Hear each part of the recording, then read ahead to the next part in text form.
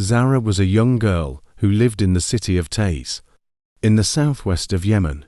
She loved to go to school, where she learned to read and write, and to play with her friends. She also loved to draw, and she had a notebook full of colorful sketches of her family, her home, and her dreams.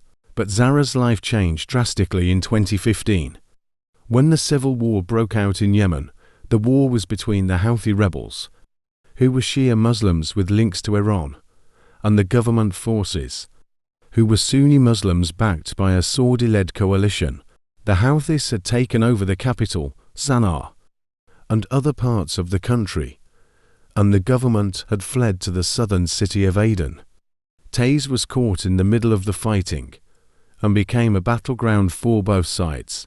Zara's school was closed, and her father, who was a teacher, lost his job.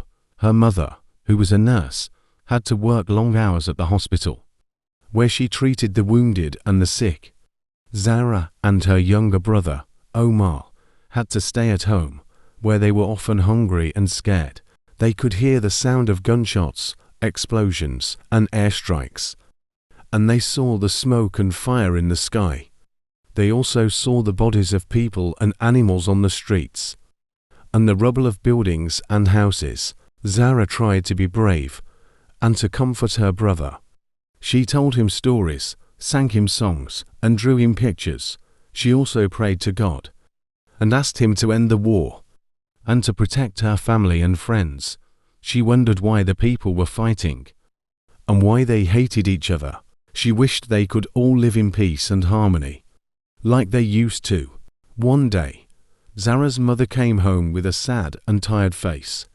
She told Zara and Omar that their father had been killed by a sniper while he was trying to buy some bread for them. Zara felt a sharp pain in her chest, and tears streamed down her face. She hugged her mother and brother, and they cried together. She could not believe that her father was gone, and that she would never see him again. Zara's mother decided to leave Taiz and to take her children to a safer place. She packed some clothes, food, and water, and they left their home in the middle of the night. They joined a group of other people who were also fleeing the city, and they walked for many hours, avoiding the checkpoints and the mines. They reached a camp for displaced people, where they were given a tent and some blankets.